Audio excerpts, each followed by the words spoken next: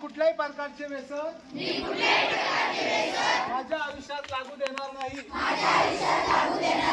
मी आजीवन निर्व्यसनी राहील।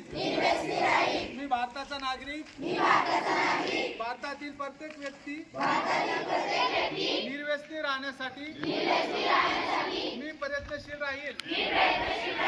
मी व्यसन मुक्तीसाठी असलेल्या कायद्यांचे काटेकोरपणे पालन करीन आणि नवीन कायदे होण्याकरिता मी सक्रिय राहील।